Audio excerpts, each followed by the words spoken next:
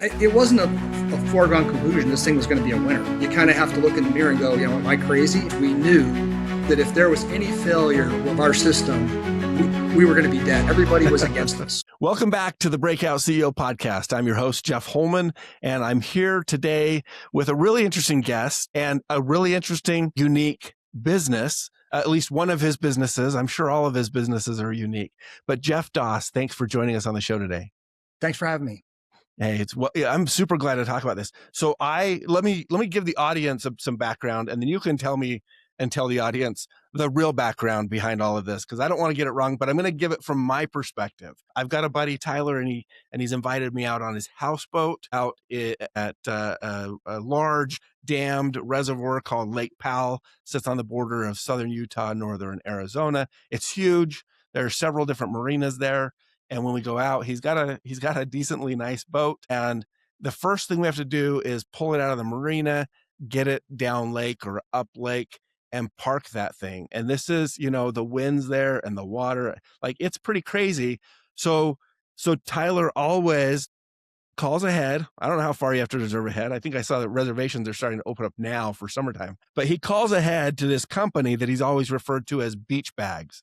And we're not talking about like hand carry bags that you put your stuff in. These are enormous, like if I'm not mistaken, 1,000-gallon plastic or rubber, bags that you set on the red rocks on the shore, and you tie your huge houseboat to these bags. It's an anchoring system so that we don't disturb, I think they used to do drilling and put rebar posts or whatever. They used to do things that weren't as, let's say, as environmentally friendly, but these beach bags are totally environmentally friendly. We just have to have them set up and taken down and stuff like that. Did I get that right as to what the service is? Yeah. I think the only thing for the audience you left out is we fill them with water, right? So they start right. out, they start out as a big bladder.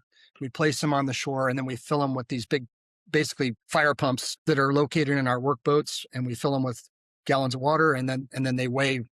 We have anchors anywhere from 4,500 to 13,000 pounds. So, and then we can put them together in a chain, so you can have 30,000 pounds holding one line on a houseboat. Yeah, it's amazing. I got there, and with my engineering background, the first time I went, Tyler's explaining, hey, this is what we got to do. And he's always got this cooler full of drinks and stuff, because your guys work hard. They jump out, they're putting this together. In fact, I think it's always been there and ready when we get there. It's pretty much just tie it down to the boat, but they've been there filling them up. So, and he's always got this cooler of drinks to give them, because they're doing such an awesome job. But yeah, I saw that, and I'm like, you're kidding me. That bladder of water will hold this boat. I mean, for his boat, he's got a handful of them, and you tie them off to the front corners and the back corners of the boat, which those aren't the technical boat terms, I know, but you tie your boat down that way. And I just thought, this is amazing. So who thinks of this business? Like this is your idea, or what? Where did this come from, Jeff? Yeah. So we, like Tyler, have been going to the lake for 20 some years at least. And as the boats got larger, people started doing what's called pinning, which is illegal. A lot of us, I didn't know that was even illegal. I did it for years. I got in trouble with a ranger. He told me why I couldn't do it and I shouldn't do it, and all the reasons why they were cracking down on it. And pinning, just tell us what pinning is, just so everyone's so clear. that's where the alternative would be, you could take your boat and you could put it on a sand beach and dig these big holes and drop fluke anchors in, and they're buried in the sand. But there's not always a lot of sand at Lake Powell. So that really limits where you can go. And then the holding power of those is highly dependent upon the way you dig them in, how deep they are, the quality of the sand, right? So that's one issue. And the bigger boats didn't want to have that potential failure of those anchors in the sand. And so what they would do is they'd go anchor on this slick rock, where they would park the bow of their boat on the slick rock, and then they would go onto the beach and they'd drill an inch or an inch and a half hole, a foot and a half deep in the rock, and then they would put steel pins in. That's why they call it pinning. And then they would tie their anchor lines to these pins. And the problem is it's a national park, and so they don't want you disturbing the rock. And there's a lot of safety reasons as well that there's a problem, because people would do it incorrectly, and they hit the pins with a hammer. Then you can't get them out because they're literally nailed into the rock. Yeah. and our reservoir goes up and down significantly with water from the Hmm. runoff from the dam, from the snow melt and what the dam lets out. And so the lake can go up a foot a day, can go down a foot a day. And so when people don't take these pins out, you've got this incredibly dangerous situation where you can be pulling a boat onto the beach and you can hit one of these pins that's underwater, or you can hit it while you're swimming. So it's really, there's a lot of reasons why it's not appropriate. So yeah, so we were told by a ranger you can't do that, and it was very frustrating because we prefer to be on rock, and so we basically just spent a year being irritated about, well, now what are we going to do? Well, you can't just not park. Like these boats, the winds come. If you didn't tie your boat down securely, your boat's going to float into a 500-foot cliff wall that's sitting there next to you, right? Sure. Or And we have monsoons in Arizona. If you're not from Utah or Arizona, you don't understand, but we have these monsoons that come through, and you can have 60, 70 mile an hour winds. And these boats are quite tall and they're like a big sail. So yeah, it's quite a serious thing. you Boats know, get damaged every year yeah. because And of I that. actually was playing tennis with a friend. This was probably 15 years ago or so. They had gone down, pinned their boat. And one of the dangers that hopefully it was not a common occurrence, but their boat in the wind actually pulled so hard on that line, it, tensioned the line and then eventually pulled the pin out. The pin Mhm. swung back as hard as possible and impaled his Yeah. wife. She survived, but I mean, talk about a My gosh. tragic incident. Yeah, and another friend from tennis actually who owns a flight company with helicopter services and plane services actually was able to get on the scene and get her to a hospital, fortunately, and she survived. But I mean, I don't think that's common, but these are real issues in addition to the environmental. Like it's not very safe, right? No, and what I would tell you is the solution we came up with is actually safer, much safer than pinning. Our solution doesn't fail catastrophically. So Yeah, you're right. What happens is if you have a massive event, you build up all this force in the rope, and then when the pin does fail, it comes flying back at the boat. Our anchor solution, basically, if it becomes overloaded, will just slide. yeah, It doesn't let the boat go, and as it does slide, the boat will weather vane into the wind, and so the load on the boat goes down as it moves. Right, so yeah, it's actually a much better solution. As of this is we just finished our fourth year. We've anchored 3,600 boats, everything from the biggest to the smallest on the lake, and we've had zero failures. And that's awesome. like 20,000 anchor nights because people go for like a week. Hmm. So it's by far the safest way to anchor your boat on the lake, by far, Well, and even over a pin. yeah, no, that all that all makes sense. I love that you're explaining the engineering behind it too. It makes perfect sense. But the solution, I'm sure, wasn't super obvious from the get go, right? No, You've got a product development background, so you like if anyone's going to solve this problem, you're the guy to do it, probably. I think it was serendipitous that it was us that attacked it because yes, I've had a product development business for 25 years. We have a team of mechanical engineers, developers, electrical engineers, a whole team. We have our shop. And so we just sat there and looked at the shore while we were on our vacation going, we got to solve this. And so we knew that, the weight of water could be very powerful. Hmm. So we probably spent a year or two working on our free time, different concepts. And when we finally figured out how we wanted to do it for ourselves, we thought we were just solving the problem for ourselves. Yeah, And I took it to the Park Service because I didn't want them to tell me I couldn't do that either, right? I was worried they were going to say, well, you're going to suck up some little fish from the lake and you can't do mm, that. And so to our surprise, not only were they fine with the solution, they were highly encouraging if we would develop it because for commercial use, because it had been a problem that they had been trying to solve for years and nobody has been able to solve it. yeah. So that was probably the first major inflection point where we went from, oh, okay, we didn't really think about this as a business. We thought about this as just solving our own problem. And You that's when it, mentioned something there, though. You said you spent a week down there at Lake Powell, and you're just thinking about it. I'm curious, were you like, was your wife? I mean, she sounds like she knows how you work. She's on board. Maybe she was down there ideating with you, but were there moments when she's like, "Hey, honey, we're like dinner's made. Come over here. Like we need to eat." Are you the classic entrepreneur who you get into a problem and you're just kind of like hyper focused for a bit, and you're like, "Oh man, how do we solve this thing?" Well, the solution actually ideated over the course of like 2 years. It wasn't like it was just one thunderstruck. Oh, it's simple. Uh-huh. It was like pulling on a thread. The idea of using water was the first thing, but then you try to fill up a bladder. There's like nothing flat at Lake Powell. No, no. Everything is angled. So being And able to fill beautifully, up, right? yes, yeah, but the idea, if you think about trying to fill $1,000 or 1,000 gallon bladder up, it just wants to roll down the hill. It's incredibly dangerous. Hmm. So finding ways to fill something and have it stay on a slope and still have holding power. How do you fill it fast? How do you drain it fast? How do you move it around? How do you make it not weigh so much that people can't really practically use it? So there was a whole host of solutions that we had to come up with. So it took us about 2 years to do that. But my wife was frankly, she was more on the marketing side Mm. about what color they should be and what should we brand it and Oh, how do okay. we sell it. She's like, you solve that problem. I'm going to solve this problem.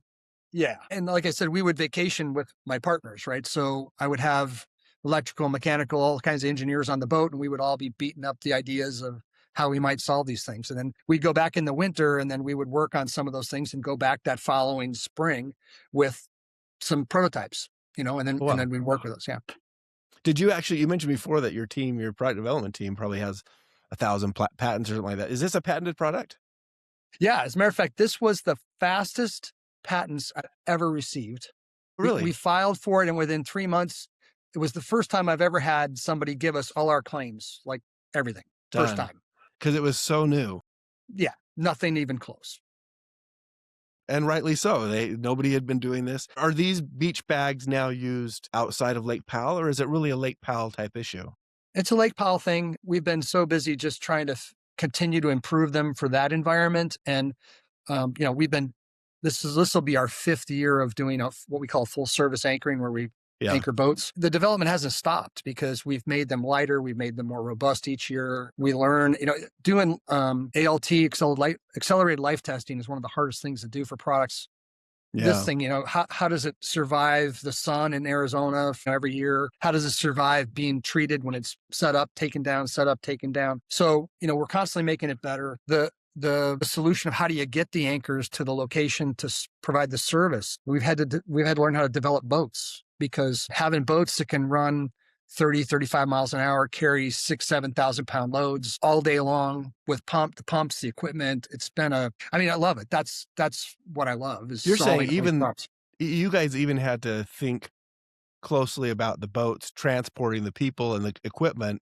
Oh, yeah. Not that you're transporting these things full of water, of course, but there's a lot of equipment and weight involved, and so you got to do that efficiently because Sure. you're going 10 or 15 miles, across the lake, right? Is At that least it's like, I would say our average anchoring is 20 miles up lake.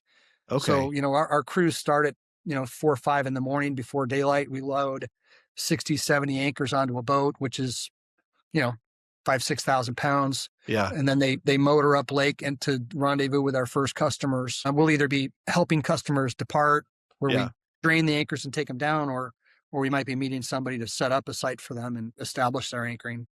But yeah, it's a lot of development. Well, that's all fascinating. I don't want to get too distracted myself on the development of it, but I love that part of it. Maybe we'll have to chat offline about it. But so you mentioned that going to the Park Service was surprisingly well received. It was, and that kind of goes back to my background. In my, like I said, I try to look down the path we're going and see where the big obstacles are, or where the opportunities are. And, I tried not to get focused on the implementation too much, Mhm. but obviously the Park Service and having them approve it would be a huge issue. Then when they said that it was commercially, they were interested in that, then that opened up a whole new set of questions of, how much is it going to cost? How is there a market? I mean, if people are pinning illegally, are they willing to pay for this? Right. Who would be my customer? How do I support this? At the time, I wanted to go down the path of my normal process, which would be to just develop the technology and then license incumbents. I Mhm. had no desire to start a new business on the lake. Who would the incumbents be for the lake? Would that be like, I believe there's some local service providers that help captain the boats in and out of the marina. So is that who the potential service provider would be that you could license this to, or who? Yeah, we identified there's basically two marinas that have large contracts to provide these types of services on the lake. And so we quickly met with both of them to try and form a partnership to let them know what we Yeah, were doing. And it was quite disappointing. They thought we were crazy. that there'd be no business for it. It depends. Each marina had their own take. One of them was a big. They're owned by a multi-billion-dollar company, and they were super risk averse. How do we know this Okay, is going to work? What happens if boats come loose? And our view was, well, they're coming loose now. I see. But they weren't the responsible for that because people were illegally penning. The Correct. risk was totally distributed across the users, not concentrated on the service provider. Correct. And well, but also what happened was once we were able to look at commercializing it, we said, okay, well, we don't think this is just about solving a pinning problem. This is really about it's a better anchoring solution for everyone, Yeah, right? It's small boats, big boats. It would allow a lot of boats that would never even think to go on rock because they sand anchored. Now they had a credible way to go on rock. So it opens up more of the lake. There were a lot of different opportunities that came from the solution. So the one marina, again, being the big corporate one, we kind of expected that answer. It's kind of like they're used to what they're used to for right, years, even though it had problems. Nobody in typical big corporations would have raised their hand and say, "Oh, it should do something totally different." right. That's just not how they're wired, and that's probably not how they're compensated. The other marina was owned by a very wealthy individual. That environment was quite different because I really had to just deal with a small couple guys, and they were more the incumbents that were actually doing a lot of the piling and some of this anchoring, and they were a hard sell. But ultimately, what got them over was I learned I had to position myself to be, it was kind of like the carrot or the stick, right? So by nobody wanted to license it because they were just afraid it wouldn't work. Right. And so And the liability if it didn't work was like you said. I mean, a lot of these are $1 million, multi-million-dollar three, boats. $4 million boats, $5 million boats. Yeah, it's And crazy. if they sink, they're not. It's property damage. It's also risk of life. I mean, there's a lot Yeah, of, and that's serious just stuff. one boat. And you said you service multiple boats in a day now. There's just a lot of liability, right? Yeah, last year we had 90 boats on the lake at any one time. Wow. Yeah, So here you are, you're like trying to get these people to listen to this solution and adopt and implement it so that you don't have to. When the risk is there for you too, the same way, right? Although sure. you develop the product. So how did you The, navigate the, that? the difference is, I had the benefit of knowing it would work Yeah. because I had real engineering. I had real test data. We had follow the facts. Most of the people that are at that lake have been doing it for years, and they're not engineers. They don't know how to test things. That's not what they do. Yeah. So the problem I had was I would start to explain to them the technical reasons why they should believe that it was going to work, and they just didn't even want to hear it. All they said was, "Well, have you ever had it attached to a big boat in high winds?" I'm like, "How is that relevant to you as a solution? I mean, you could be 1 mile an hour away from failure and you didn't even know it, right?" Mhm. So the people I was dealing with they were very entrenched in the way they currently did it, or they didn't want to do it. They were afraid of it. And then there were some relatively credible people in that arena that are involved with the boats who took a position that it would never work. And people that looked up to other people who maybe built boats or service boats would say, "Oh, it'll never work." Yeah. And so we really faced a pretty strong negative opinion. And it's a small town. We were the outsiders, right? It would have made a great movie. Everybody was against us. At least we felt that way. Well, maybe the movie is yet to come.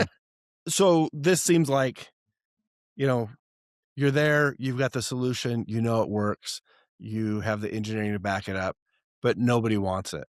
Correct. Why didn't you just say, okay, I'll just do it myself. It solves my problem. What was it that compelled you to turn it into, from a technical solution into a business? The honest answer is my competitive nature. I was angry is not the right word, but I believed in the product. Yeah. So we had done our homework. We knew that there was a need. We knew that it wasn't being met, and we knew that the product worked. And so we're also just coming out of COVID when this happened. Yeah. So I wasn't super busy with my other businesses at the time. There were different factors going on. The other thing is the business wasn't that capital intensive. It's a lot of capital, but I was able to do it myself. Like there's no way I could have ever gone to a bank and said, "Hey, I need $2 million to make this happen." They would have said the same thing probably. Wait, we've never seen this before. Are you Yeah. crazy? So it was within our means to finance. And given that we were coming out of COVID, I didn't have a lot of other opportunities that looked as good. But at the time, I have to say, it wasn't a foregone conclusion this thing was going to be a winner. I mean, I had a lot of confidence the product was going to work, but I didn't know for sure. And when you Yeah. have that many people telling you all the reasons it is going to work, you kind of have to look in the mirror and go, am I crazy? Am I the one that doesn't know? Yeah. So yeah, it was interesting. That was probably one of the major inflection points where we had to make a decision. So it almost sounds like, I don't know if it's trustworthy data, but the data you were getting back was, we don't think this will work in some Mhm. form or fashion. Yeah. And yet you said to yourself, I'm a data guy. I've got my background. I run the numbers, but I think was this a moment where your gut instinct took over and you said, I think this is going to work? Is that what, like, did you have to do that and ignore some of the data, or was there other data and you're like, no, I have more data and the data says it will work?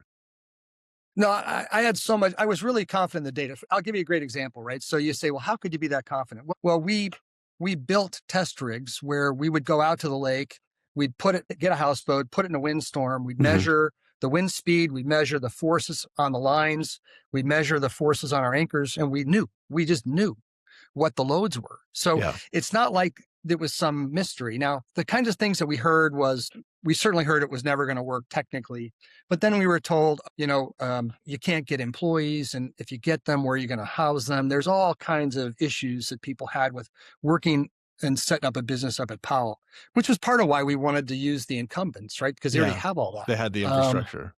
So we had to do the work to decide, can we go up there and create a whole nother infrastructure management? Where do we operate out of, all those things? And so the solution that allowed us to do it was we finally were able to coerce, is maybe the wrong word, convince the marina we were based out of to take a chance with us. I think another one of my personal strengths is in my career is I do a lot of deals, right? So lots of convincing of people and trying to understand what are their motivations, what do they need, and make a true win-win deal. And so we were able to do that with the marina. It took about a year and a half to convince them. Well, did the National Park Service, because you said earlier on that the National Park Service said, yeah, you could do this. It's okay. Right. Right. Did that not carry much weight in the conversations with people? Well, it didn't carry enough with me because I didn't feel like, the lake is very remote and there's only so many ways you can get onto the lake and off the lake. And, it's already a super big challenge for us having to load these boats, as I just explained to you. Yeah. But if I had to launch a boat every day and keep stuff in town and try and get it to the lake, it would have been almost impossible. So by partnering with the marina, it gave me a facility to work out of, a place to store my equipment. And then also they had a base book of business that they were already using. So by partnering with them, we sort of already got a head start of customers. So the operator, the people that you went to operate this for you said no, but the marina itself, you were able to not coerce, but convince them to we went, let you come in. we basically went to them with a win-win proposal saying, look, I understand you don't want to do it, but how about we do it and we do it together? And here's a deal that could make it work for both of us. And that's really what we did. And even that in the beginning didn't really convince them. They wanted nothing to do with it. What finally I had to do was, I knew that piloting is a big part of what our marina generates revenue from. I knew that if I was able to get the Park Service to give me a license to pilot boats to my anchorings, Meaning captain the boat or drive the boat from the marina to the parking spot that they're going to be correct. for the week, right? Because a lot of Yeah, people that own their own boats don't necessarily want to or aren't comfortable driving that big of a vehicle on the lake in those conditions, right? So right, the vessels are huge. And if we didn't have a way to pilot boats, then we would have been severely limited because of the competitive environment with the marina. So it was a combination of how I worked with the Park Service and how I worked with the marina to massage it. So we were able to get not just the approval from the Park Service, but then also a deal with the marina. And I have to give them credit. The top leadership there, the owner at the marina, I'm sure in their mind, they were taking a chance. And what was great was probably the first weekend that we actually anchored a bunch of big boats. We actually anchored the owner of the marina and his big boats, and we had a huge storms that weekend. 50-mile-an-hour winds were constant for several days. I'll never forget, they came up to me and said, well, you're right. It It works. works. And was that So on from purpose? Not that you knew the weather was coming, but had you kind of saved up the first installations for the owner of the marina so that he could see it? it was the holiday weekend, right? So it was just the way it worked. Are there many other people doing this though? Like it sounds like, and I don't know for sure, but when I've been down there, it seems like the marinas are run by these organizations. There can't be very many third parties who are able to get in and offer a service, kind of aside from what the marina services are themselves. Is that right? Yeah, it's not uncommon that most national parks or places like the lake have concessionaires, and they're Yeah. because you can't just let anybody operate because it'd be a free for all, and nobody would go and invest the capital they need to if they didn't have some assurance of the market just isn't big enough to support multiple players. Yeah. So to do it right, you have to the Park Service puts out a contract bid, people bid for that, and then you have to play with those rules that the Park Service requires. It's not a perfect system by far. I think a lot of people are not happy with a lot of stuff that goes on, but that's just the way it But is. that is the system, right? But nobody was putting out bids for the service because that you proposed because you created the service. So Correct. So a lot of people, I shouldn't say a lot of people, there are people who, criticize and say, well, you guys kind of have a monopoly. I'm like, well, we really don't. I mean, anybody can apply for what the Park Service has given us a license for, which is what they call an alternative anchoring okay, CUA, commercial use authorization. But you have to go to them with a credible solution. And their requirement is you have to have a method for doing anchoring where you can put it on rock or sand and not disturb the environment. yeah, We're the only ones so far that have a solution that does that. and Now, it's patented. correct. So there's a moat there. Did you explore another business model that said, "Hey, these guys have these multi-million-dollar boats. What if they just buy and install these anchors themselves?" Yeah. So in the very beginning, we didn't want to offer that because we knew that if there was any failure of our system, we were going to be dead. We would have invested a lot of money in these systems. And if there was a failure, nobody would know the technical reason why. All they would know is in our small market, the word would get out and we'd be dead. We were almost dead from the start because people had such a negative impression and they Yeah. hadn't even used us. So we didn't want to risk that there could be a failure that may not have even been our fault, right? People don't often know the details. So after a couple years, we have then offered units for sale, and we've sold some. But what I would say is, for the most part, people have realized that our full service anchoring and the service we provide is really worth the money. Because what used to happen is people would load all their people up on their houseboat, they'd head up lake, and then they'd spend several hours searching for a satisfactory place to anchor. Then they would, and if you went to the lake a lot, you might go every year, but you might go one time.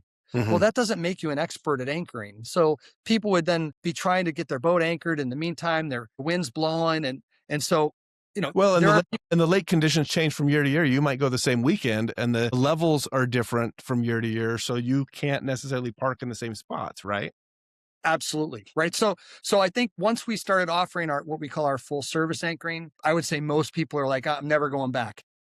Yeah. I mean, I've experienced it. I haven't experienced much of the alternatives, but it is smooth and you make it really, really easy with your team and the service. So, Thanks. which is of course probably why Tyler said, "Hey, you got to talk to Jeff. He's got this cool business, cool guy, and we actually use his business." So, well, is there a moment in the I mean, it's been 5 years, maybe longer with kind of some of the development process. What's been the moment where you said to yourself, "Hey, this is a little more exponential than normal." Maybe normal is kind of this linear growth, but have you had some exponential moments in the business? Oh yeah. I mean the very first season we were just coming out of COVID, and we the deal we thought we were going to do with the marina was changed at like the last hour between Hmm. the parks. So what was supposed to happen was the Park Service and the marina were going to enter into an agreement to have some limited amount of pinning, and that would take care of all the really large boats. And Okay. we were going to focus on the mid-sized boats and smaller boats. What's And the the length marine, of a mid-sized boat, just for reference here? it's a 75-foot boat that's maybe 2 stories tall is what I'd call a mid-sized boat. Okay. And that's by far the vast majority of our anchorings. Like if we did 1,250 anchorings last year, the vast majority, 750, 800 or 900 of them were what we would call a mid-sized boat and down. Okay. And so those boats weren't even pinning, right? So people think about our solution is all about replacing pinning. It's really not. That was part of the initial impetus for it, but really it's now become just the preferred way to do business on the lake. And because now the operator, which might be the dad in a family, can go and just park and know that it's secure and not spend they'll have to adjust as water levels adjust from day to day or whatever, but you know that that's secure. You're not worried 23 hours a day that your boat's going to come off the shore, right? yeah, absolutely. So Yeah. it's a lot more than, there is maybe the initial impetus of pinning was not great for the environment, but the stress levels are pretty high out there, and having to worry about your anchoring system the whole time, I could imagine just multiplied that for people. Yeah. So the biggest probably inflection point was when we finally signed that deal. And at the last minute, we went from thinking we were going to do one level of anchoring on one size boats to basically their entire fleet at our marina. And so, I was just personally coming back from Africa. My wife and I had just done a big stage race over there. So we were super fit, thank goodness. I had sent a couple of my partners and some interns were at the lake to start providing this full service where we actually rendezvous with boats and do the anchorings. And in early May, they told me when I got back, they said, well, we think we can do like 2 or 3 boats a day. And I'm like, that's never going to work. I mean, that's like too many boats or too few boats? 2 to 3 boats a day. I know. Was that too many or too few for you? That's way too few. And so they said, so I'm like, if that's the case, this will never work. Financially. Yeah, the capital requirements will be huge. The labor costs are huge. So I literally, the good news, it was the end of COVID, or we were coming to the end of COVID. And so I literally dropped everything and went up to the lake with my wife. And then I had to call friends, and I called my kids and had them come on weekends. Really, it took a lot of leadership from the front. I mean, the good news is like I said, I like to be fit. And so I had to literally go out and figure out how do you anchor 6 or 7, 8 boats a day, because they thought it was impossible. It was like, there's just too much work, or the scheduling of it was a challenge. So there's just lots of challenges. And that was really hard. Well, so maybe I missed a part there. So their projection was 2 to 3 a day. That's too few for you financially. Were they scheduling these for you? And so they kind of were a bottleneck in the scheduling process, or how did their projection flow down to you? Well, it was a myriad of a whole host of problems. The original contract was the marina was supposed to do the scheduling for us, and then we were just going to be a sub vendor.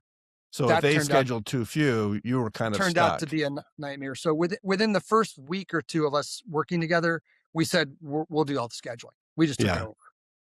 Got it. And then the challenge, even with my guys who were up there, I mean, they're engineers, they're interns, they're trying to figure out how to literally drive boats and run pumps and meet customers and find spots that are acceptable. It really that was by far the hardest. Was we had to go up there, and then I had to get the marina to give us some help. It was definitely a partnership where we just had to get everybody pulling on the rope. Yeah. And that first year we anchored 480 boats. Was wow. Over the course of like 12 weeks. That's a lot of boats. Wow. That is a lot more than 2 or 3 a day, isn't it? Well, so you got through that bump. How did that first season of, you said 480 boats? How did that first season of 480 boats change the way you thought about your business? Well, we went from at the start of the season, I went from literally meeting customers on the lake and them like screaming at me that this is never going to work. I'm only doing this because I have to. The marina won't pilot me unless I use you. You were now another cost for them, and they were mad about it. You're another cost. Just to paint the picture, you're walking down the docks, right? No, so or what? In this example, for example, it was one of the larger boats on the lake, and after we had anchored it, I went back. I wasn't on the boat to anchor him. And I went back to see how his experience was. And he came off the boat just screaming. And he's like pointing to some strapping that's on our anchors. And he says, look at that. That's stitched together. That's never going to hold this boat. And I said, well, the military drops Humvees out of aircraft with This is the parachutes and nylon strapping. webbing that's strapped to the back. And he says, that's the military. That's not you. And I said, but my company is the kind of company that makes that stuff for them. Yeah. That's what we do. But the beauty of it was literally, and this happened week after week. I came back a week later to unanchor him, and he was shaking my hand and apologizing for his reaction, and that he became effusively positive. Man, we had 50-mile-an-hour winds. Those things didn't move at all. My boat was the most stable it's ever been. This is incredible. So we were riding this incredible roller coaster of, how are we going to actually fulfill all these anchorings? And everybody seems to hate us. Hate's maybe too strong a word, but we really flipped that all around. And so at the end of the year, we went from a reluctant partner in our marina to a very effusive partner who made money with us, who we helped them provide a better service to their customers. We developed relationships with people in town and other vendors that supported us. Yeah. And our customers became really a lot of them became really quite positive. Now, there was a lot of people that on social media that didn't know who we were, what we did. And so they might be complaining because they had didn't lots know of opinions about what they'd never done before, right? Correct. But anybody who used us was really positive, and that was super motivating. Was that a shock to you? Because as you say that, I'm like, wow, I can't believe people do that. But when I think about it, people are getting to the lake, they've packed, they've driven hours and hours, they've got their families with them. Like that could be kind of the beginning of any vacation, can be kind of high stress moment. Much different from hopefully the end of vacation. If it went well, they're relaxed, they're so grateful they had some downtime, they had time with it. But at the beginning, when you show up, like, so I guess it kind of makes sense, especially if they had to drive their own boat down the lake, like for 4 hours. That's stressful. And you're meeting them right at that point of probably a really high stress moment. Yeah. And like I said, there were a number of people that are highly influential at the marina and at the lake. They build boats, they've serviced the boats, and they were not on board in the beginning. They thought that they knew better, and they told people. Yeah. And so once we sort of passed that first, few months and the word got out, it really works. And don't get me wrong, we've still been going through that where we have been, it happened last year. It happens every year. I end up with people that I've been watching this for years. I didn't believe it, but I'm going to try you now. My cousin told me I need to use you. Yeah. And it's like, the good news, it's like a record that keeps playing over and over, which is, this is the best thing ever. So we're super proud of that. And we don't take it for granted. Yeah. Because it's really what's allowed the business to grow. Well, 5 years in, 0 technical failures, and a record on repeat of happy customers. Business must be easy. Well, I don't know how I say that. The other thing that was nice about a small market is everyone told us all the problems we would have. So the flip side of that negativity was it was an alert, right? It got our antennas up about, hey, these people have been working this lake for 40 years. They're not dummies. They don't know my system, but they're not dummies. And so they in a way that really helped us, because it allowed us to zone in on things early on and say, okay, we need to look out for this. We need to figure this out. We need to understand these things. So that was helpful.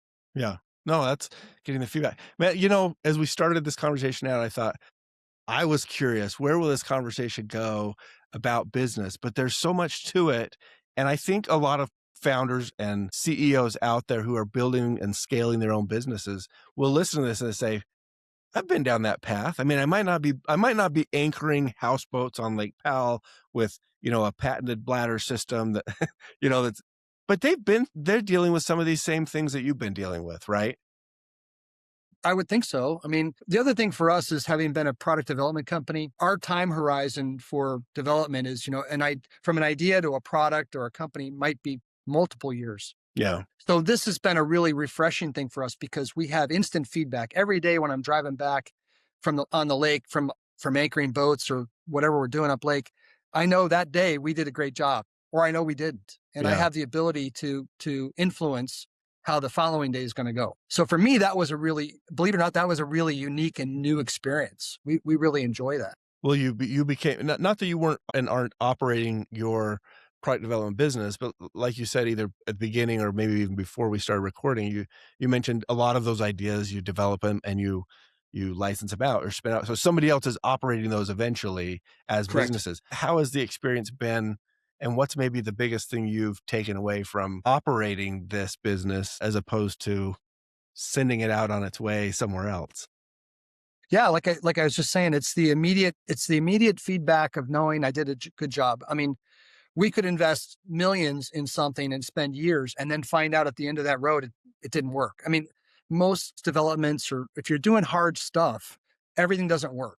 And so, you're constantly going, am I doing the right thing? Am I doing the right thing? Yeah. This, we had that phase in the beginning, which was, are we doing the right thing? Is this going to work? But once we found that answer, I was comfortable with that. That's a world I was familiar with. The piece I wasn't familiar with was really how do I interact with the customers every day? How do we Mhm. make sure we're providing them a great experience? How do we articulate to the customer the value they're really getting? And because like they'd never had this before, it was like totally new. Yeah. So we just love that. I mean, that's been something we love. It's invigorating. Makes us get up and want to go make it better every day. How would somebody who's in a different line of business, and I don't know if that's a, SaaS business, e-commerce, some other technology-based business, or how would somebody else try to bring more of that into their business, do you think? I wouldn't pretend to know their business, but what I would say is for us, having great partners has been the key to my success in life and in business. I have phenomenal team I work with. So, I didn't have to pull a team together to solve this problem. I already had it. I had mechanical engineers, electrical engineers. I had a whole team, marketing people. Yeah.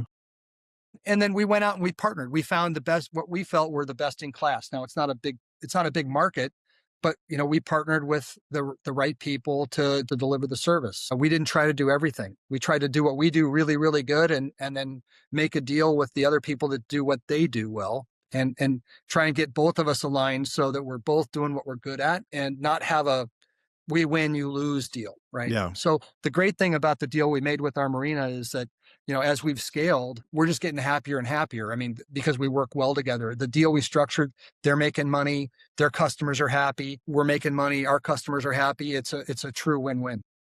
Well, that sounds like an awesome story and a great place to be, and probably a great place to grow from because, while Lake Powell is big and beautiful, it is one of probably several places that eventually this could be rolled out to, right? What do you still have that's unresolved in the business, and what are you working towards? What kind of milestones are you working towards in the next 3 to 5 years? Yeah. So one of the things that we've been trying to understand is what the TAM is on the lake. What's the total available market? The marina we operate out of, I think we've got the 60% market share there probably. What do the But other 40% do, by the way? they sand anchor. Okay. They I mean, sand there's still anchor or they illegally pin without saying they're pinning. correct, or they tie off to natural features. There's Got it. different ways of doing it. Okay. But Aramark is the other major operator on the lake. They have an up lake marina and a down lake marina, and we just now are working with them finally after 5 years. And they were the first ones we approached, and they're big corporate. They were very concerned, and now they're like, we believe it. We believe. Yeah. We're believers. How do we work together? So we're doing that. We also have been approached. I mean, I'd love to take credit for this, but we got approached by a construction company. They were going to do some work on the Yakima River in a wilderness area. They were potentially going to have to go in and put in these big concrete pilings to hold some barges, and they had Hmm. to do an environmental impact study. And they came to us and said, hey, I saw your anchors. Can I just pack in with those, fill those with water from the river, and I don't have to do all that? I'm like, yeah. Yeah. So I think there are other markets. The challenge for us is, how big are they? How do I get to them? How do I penetrate those markets? But I do think there's other places for the product for sure. Yeah. I mean, you're in one beautiful place in the world, and the rest of the recreational and industrial world is out there. So there could be very big things on the horizon. So, well, is there anything that I haven't asked you? I mean, other than the entire rest of your career and business life and successes that you've had, anything else about this experience that you would want to highlight for another CEO who's listening and thinking, man, I wish I could, take a few insights here and apply them in my business? Well, I would just say, I don't know if this is so much a business point, but I found that developing our young people has been a real joy on the lake, right? So the crews that do this work, it's very physical work. And Mhm. I've really enjoyed, much more so than I ever thought, recruiting, bringing in these seasonal workers, college kids, and really watching them go from people who probably never got up at 4 a.m. in their lives Yeah. to do something physical, unless their mom or dad got them up. Right. That has been really rewarding. I mean, of course, I've hired and fired people my whole career, but that part has been exceptionally rewarding. And so, we've always had interns, but I have an even greater desire to work with young people than I've ever had. Yeah. Well, if I'm not mistaken, and don't hold me to this, I think Tyler might have a kid who's talked about coming down there, and I might have a 15-year-old who, when we were down there last year and heard Tyler's kid talk about it, is like, maybe one day I'll be out here doing this. So pretty fascinating stuff. Well, Jeff, I don't know if I'm cutting our conversation short or not. I feel like there's so much more we could talk about, but for the time you've spent with me, I really appreciate it, and just want to say thank you, because I think they're, again, as different as your business is, as unique as it is, and your journey's unique. I think there's a lot of stuff in this episode that people running other types of businesses will really relate to, and maybe be able to, because it's so different, maybe you'll be able to even identify it and say, oh my gosh, he did that in that business. I think I could do that in mine, even though I'm in XYZ industry. So thank you for the audience. Before we leave you, love to share your product development company, if you don't mind. So if people want to, do you develop products for other people, or is it all internal? We do. Primarily, we work on our own stuff, Uh-huh. although it's not uncommon for people to approach us with an idea or concept. So you don't And mind being approached? no, I would say that probably over the years, I've probably told 90% of the people that that's a cool idea, but there's about 20 reasons why I wouldn't invest in that. And so most of the time, we're politely telling people, don't waste your money. Okay. But not that I'm the definitive answer on what people should do or shouldn't do, but But for your we've business model, you've got to make decisions as to what works in your model and what doesn't. that, and we provide them information, because that's what Yeah. we've done for 20 some years. And we say, well, have you thought about this? And you've thought about that, and you've thought about this. And, they're like, oh, I want to use my $100,000 of 401k money and at 30. And I'm like, I'm not sure that's how I Right. would spend it if I were you. But no, we have successfully partnered with a lot of other people as well. Okay. Well, if you want to share that, and then definitely share your website for the beach bags. The people who need you probably already know where to go, already know that when to reserve and how to reserve, but I'd love for other people to be able to check it out that are listening to the episode here. Great. Thank you, Jeff. So we'll share that in the show notes. So, well, it's been a pleasure, Jeff. Thanks for coming on the show. Thank you. Appreciate Yeah. meeting you. And thanks to the audience for joining us again this week on the Breakout CEO podcast. Be sure to follow or subscribe on your favorite podcast platform. And if you enjoy the show, a rating or a review goes a long way. Our mission is to promote the stories of breakout CEOs in scaling SaaS, e-commerce, and tech companies, to equip peer CEOs with valuable perspectives and confidence. Thanks again for joining us on this episode of The Breakout CEO. I'm Jeff Holman, and I'll see you next time.